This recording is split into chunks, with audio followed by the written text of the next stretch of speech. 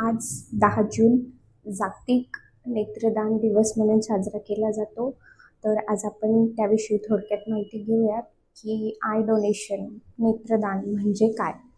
नमस्कार, मी doctor Supriya Chandane, अल्ट्राविजन I hospital.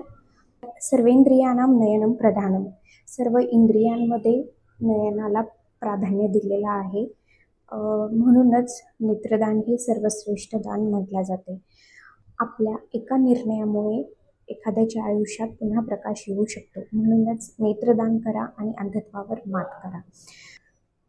चला तर मग नेत्रदानाचा संकल्प करूया आणि अंध व्यक्तींच्या आयुष्यात उजेड पसरूया. तर नेत्रदान म्हणजे काय केलं जातं नेमकं? तर बऱ्याच लोकांची गैरसमज असते की नेत्रदान करणे म्हणजे पूर्ण डोळा काढला जातो आणि पूर्ण डोळा काढल्यामुळे चेहरा विद्रूप दिसतो आणि त्यामुळे बरीचशी लोक नेत्रदान करण्यासाठी पुढे येत नाहीत किंवा नेत्रदान करत नाहीत. तर नेत्रदान कसे करावे, नेत्रदानामध्ये कशाचा उपयोग होतो? तर नेत्रदान म्हणजे डोळ्यातील जो काळा बुबुळ असतो, ज्याला कॉर्निया म्हणतो, जो ट्रान्सपरंट कॉर्निया असतो तो काढून घेतला जातो आणि तो एखाद्या अंध व्यक्तीला म्हणजे जो जन्मतः अंध आहे किंवा ज्याचा रेटिना खराब आहे अशा व्यक्तीला नजर येत नसून ज्याचा कॉर्निया खराब आहे किंवा कॉर्निया पांढरा पडलेला आहे किंवा कॉर्नियामुळे ज्या काळ्या बुबुळामुळे ज्याला दृष्टी दिसण्यामध्ये अडथळा येतो अशा व्यक्तीला हा कॉर्निया उपयुक्त ठरतो. तर नेत्रदान कोणी करावे? तर नेत्रदान हे 18 वर्षाच्या पुढील व्यक्तींनी करावे आणि जवळील आय बँकेमध्ये जाऊन नेत्रदानाचा फॉर्म भरावा आणि जरी फॉर्म भरलेला नसेल, एखाद्याने इच्छा व्यक्त केलेली असेल तर त्याच्या नातेवाईकांनी मृत्यूनंतर आय बँकेशी संपर्क साधून सुद्धा नेत्रदान केला जाऊ शकतो. मृत्यूनंतर किती वेळानंतर नेत्रदान केला जातो? तर 4 ते 6 तासाच्या मध्ये नेत्रदान केलं पाहिजे. एखाद्या व्यक्तीचा मृत्यू झालेला आहे तर त्याच्या नातेवाईकांनी जवळच्या आय बँकेला कॉल करायचा आणि त्यांना कळवायचं. मग ती लोक येणार. तोपर्यंत त्या मृत व्यक्तीची कशी काळजी घ्यावी? तर त्याचे डोळे बंद ठेवावेत. फॅन चालू असेल तर फॅन बंद ठेवावा. फॅन AC बंद ठेवा जेणेकरून कॉर्निया ड्राय होणार नाही आणि डोळ्यावर थंड पाण्याची पट्टी ठेवावी म्हणजे डोळ्याला ओलसरपणा राहण्यास मदत होईल.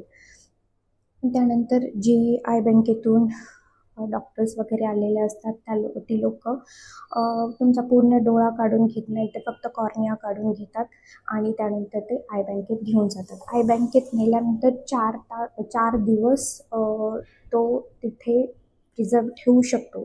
4 दिवसाच्या आत एखाद्या गरजू व्यक्तीला तो आय डोनेट केला जाऊ शकतो.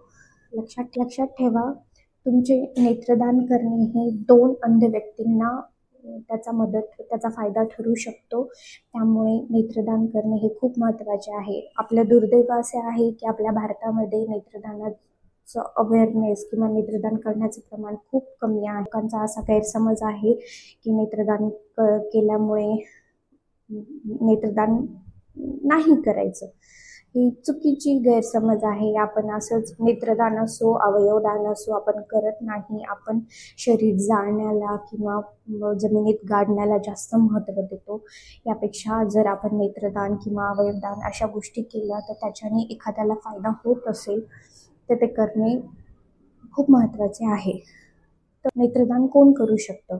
तर नेत्रदान हे 18 वर्षापुढील प्रत्येक व्यक्ती करू शकतो. ज्याला हायपरटेन्शन आहे, BP आहे, हृदयाचा त्रास आहे किंवा ज्याचं ऑपरेशन झालेलं आहे, मोतीबिंदूचं ऑपरेशन झालेलं आहे, कासबिंदूचं ऑपरेशन झालेलं आहे किंवा इतर कुठल्या गोष्टी, ही सर्व लोक नेत्रदान करू शकतात. तर नेत्रदान कोण करू शकत नाही? ज्यांचा मृत्यू इन्फेक्शनमुळे झालेला आहे किंवा ज्यांना कॅन्सर झालेला आहे किंवा ज्यांना HIV, HBsAg इत्यादी आजार होते अशी व्यक्ती नेत्रदान करू शकत नाही. तर नेत्रदान हे खूप महत्त्वाचे आहे. चला तर मग आजच नेत्रदानाचे संकल्प करूया. आयुष्याच्या पल्ल्याड जाऊनही सदैव जिवंत राहावं, अनंतात विलीन होऊनही आपल्या डोळ्यांनी हे जग मन भरून पाहावं. तर या कल्पनेप्रमाणे नेत्रदान करा आणि नेत्रदान करण्यास इतर लोकांना सुद्धा प्रवृत्त करा. So donate your eyes, gift site and spread hope. Thank you.